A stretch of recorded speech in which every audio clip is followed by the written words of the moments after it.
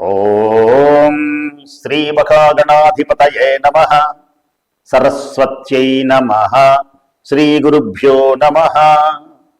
విశ్వేశం మాధవం డుంఢిం దండపాణిం చ భైరవం వందే కాశీం గుహాం గంగాం భవానీం మణికర్ణికా. పుణ్యమైనటువంటి కాశీ పేరు వింటేనే ఇక పునర్జన్మ అనేటువంటిది లేదు. కాశీ అనేటువంటిది సకల పాపములను పోగొట్టేటువంటి పుణ్యక్షేత్రం. వారణాసిగా కాశీగా ప్రఖ్యాతి వహించి గంగా భవానితో అనేక మంది దేవతలతో విశ్వేశ్వరుడు అన్నపూర్ణ సమేతుడై విశాలాక్షి సమేతుడై నిలయమైన పుణ్యక్షేత్రం కాశీ. అలాంటి కాశీలో మహాశివరాత్రి పర్వదిన సందర్భంగా నిత్రా క్యాలెండర్ మరియు శ్రీ దియా హోమం వారి ఆధ్వర్యంలో మహారుద్రయాగం అత్యంత వైభవోపేతంగా జరగబోతున్నది.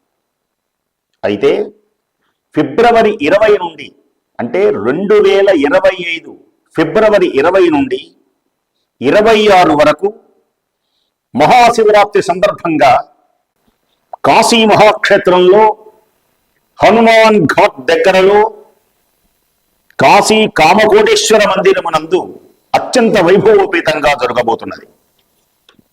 ఈ దివ్యమైనటువంటి ఈ సదవకాశాన్ని అందరూ వినియోగించుకోవాలి. మహారుద్రయాగం పరమేశ్వరునికి ప్రీతికరమైనటువంటిది. రుద్రుడు అంటే ఏమిటి అంటే సంసారము అనేటువంటి దుఃఖముల నుండి పోగొట్టువాడు కనుక మానవుడు ఈ సంసారం అనేటువంటి ఈతి బాధలలో విలవలలాడుతున్నటువంటి మానవులకు సర్వసుఖములు కలిగించేటువంటి వాడు పరమేశ్వరుడు. అందుచేతనే కాశీలో ఎక్కడ రుద్రయాగమైనా చేయవచ్చు, కానీ కాశీలో చేసేటువంటిది విశేషమైనటువంటి ఫలితములు కలిగిస్తాయి. అనేక యాగములు చేసినటువంటి పుణ్యఫలములు కలిగిస్తాయి.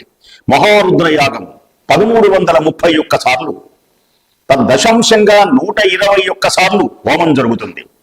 దీనితో పాటు అమోఘమై రాజశ్యామల హోమం, ఏ దివ్యమైనటువంటి అరుణాం కరుణాతరంగితాక్షీ ధృతపాశాంకుశ పుష్పబాణచాపాం అనిమాదిభిరావృతాం మయూఖైః అహమిత్యేవ విభావయే భవానీం. మణిద్వీపములో నివసించినటువంటి ఈ భువనేశ్వరి రాజరాజేశ్వరి ఆ అమ్మవారి యొక్క సర్వసైన్యాధ్యక్షురాలుగా రాజశ్యామల అని పేరు కలిగినటువంటి అమ్మ ఉంటుంది. ఈ రాజశ్యామలను ఉపాసించాడు మహానుభావుడు కాళిదాసాది మునీంద్రులందరూ కూడా. అమ్మ యొక్క దివ్యమైనటువంటి అనురాగం సర్వమంత్రాత్మికే సర్వతంత్రాత్మికే సర్వయంత్రాత్మికే సర్వవర్ణాత్మికే సర్వశక్త్యాత్మికే సర్వరూపే జగన్మాతృకే జగన్మాతృకే పాహి మాం పాహి మాం పాహి పాహి.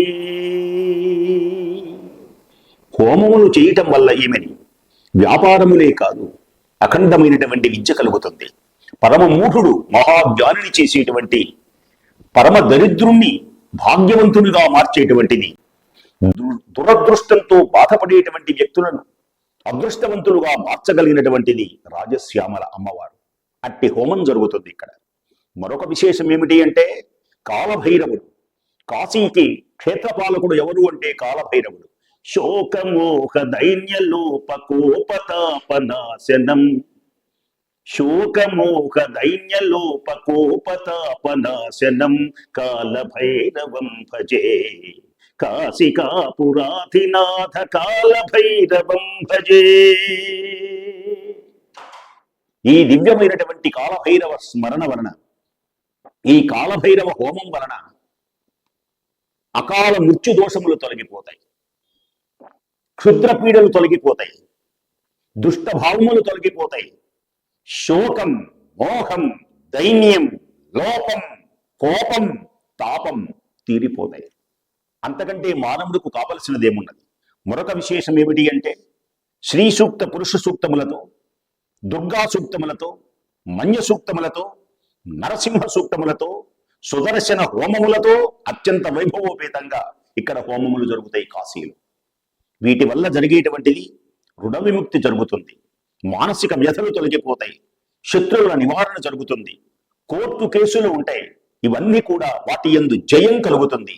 ఉద్యోగము లేనటువంటి వారికి ఉద్యోగం కలుగుతుంది, ఉద్యోగంలో ఉన్నటువంటి వారికి ఉన్నత స్థితి కలుగుతుంది, దీర్ఘకాలికమైనటువంటి సమస్యల నుండి విముక్తి పొంది అత్యద్భుత మహోన్నతమైనటువంటి హోమములు జరగబోతున్నాయి. ఇంకొక విశేషం ఏమిటి అంటే, నక్షత్ర హోమం.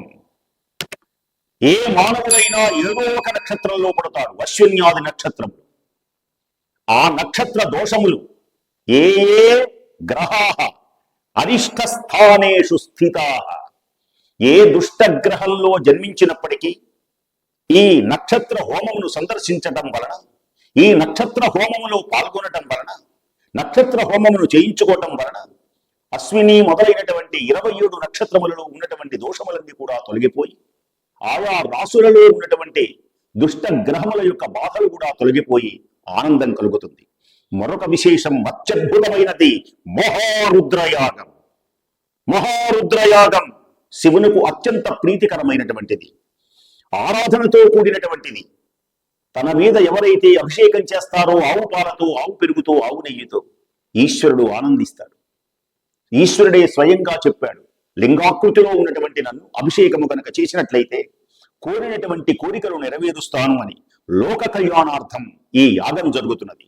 మానవులకు సంబంధించినటువంటి అనేకమైనటువంటి సమస్యలు తొలగిపోతాయి, విజయం కలుగుతుంది, ఆరోగ్యం కలుగుతుంది, ధనధాన్య సమృద్ధి కలుగుతుంది, వృత్తి ఉద్యోగాలలో వివాదములన్నీ చక్కగా తొలగిపోతాయి, జాతకములలో ఉన్నటువంటి దోషములన్నీ తొలగిపోతాయి, అపమృత్యు దోషములు తొలగిపోతాయి, సంసారంలో భార్యాభర్తల యొక్క తగవులు కానీ, పిల్లలు వెనకపోవటం కానీ, ఇలాంటి సంసారంలో అలలతో కూడినటువంటి ఈ వ్యధలన్నీ తొలగించేటువంటి దివ్య మహోన్నత అద్భుతమైనటువంటి యాగమే మహారుద్ర యాగం.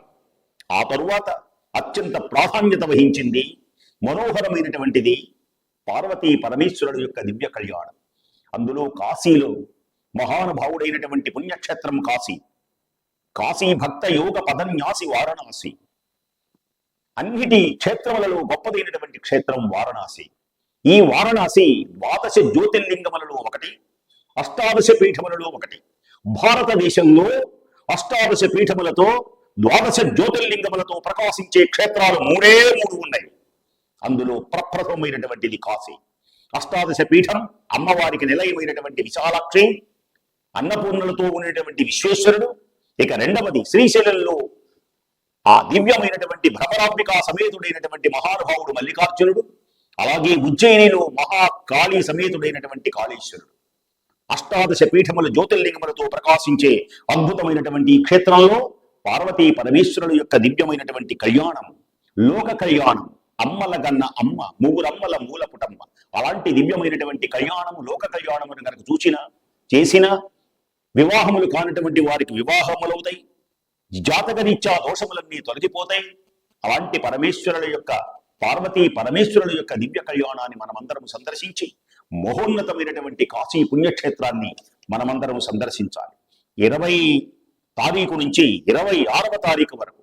26వ తారీఖున అద్భుతమైనటువంటి విశేషం, శాంతి పఠనాలు, మండపారాధనలు, మహాలింగార్చనలు, రుద్రపారాయణలు, అభిషేకం, మహారుద్రయాగం, మహాపూర్ణాహుతి, నీరాజన మంత్రపుష్పములతో అత్యద్భుతమై శివ కళ్యాణములతో ఈ శివరాత్రియే మహాపుణ్యమైనటువంటిది అని పరమేశ్వరుడు తెలియచేశాడు. ఈ రాత్రి పేరు శివరాత్రి. కేవలం శివరాత్రే కాదు, మహాశివరాత్రి. బ్రహ్మదేవ, విష్ణుదేవ వినండి. ఈనాడు ఈ స్తంభాకృతిలో ఉన్నటువంటి దాని పేరే లింగం. లీయతే గమ్యతే ఇది లింగ. ఈ రోజున ఎవరైతే నిరాహారోజిత క్రోధో ఉపవాసము ఉండి శివరాత్రి జాగరణ చేసి శివనామాన్ని పలికి ఈ రుద్రయాగంలో పాల్గొని దీపారాధన చేసిన, శివనామాన్ని పలికిన కోటి జన్మల యొక్క పాపములు తొలగిపోయి శివ సాయుధ్యం కలుగుతుంది. అలాంటి పుణ్యమైనటువంటిది లింగోద్భవ సమయం అంటారు. ఈ లింగోద్భవ సమయములో శివరాత్రి నాడు రాత్రి వేళ లింగోద్భవ సమయంలో శివపార్వతుల యొక్క కళ్యాణం చూడటం పూర్వజన్మ సుకృత ఫల విశేషం. కాబట్టి భక్తులందరూ ఇది చూస్తున్నటువంటి వారు బంధుమిత్ర సపరివారంగా అందరూ కూడా వేలాది మందిగా ఈ కార్యక్రమంలో పాల్గొనండి. మరల లభ్యం కానటువంటి అద్భుతమైనటువంటి అవకాశాన్ని ఈనాడే లభ్యం చేసుకోండి. అఖండమైనటువంటి పుణ్య సంపదలో పాల్గొనండి. నిత్ర క్యాలెండర్ మరియు శ్రీ దియా హోమం వారి ఆధ్వర్యంలో జరుగుతున్నటువంటి ఈ శివరాత్రి మహాపర్వదిన మహారుద్ర యాగ కార్యక్రమాలలో అందరూ పాల్గొని అఖండమైనటువంటి పుణ్య సంపదను పొందుతారని కోరుకుంటూ స్వస్తి. ఈ పవిత్రమైన మహారుద్రయాగంలో పాల్గొనేవారు మరిన్ని వివరాల కోసం స్క్రీన్పై కనిపిస్తున్న నెంబర్లను సంప్రదించండి.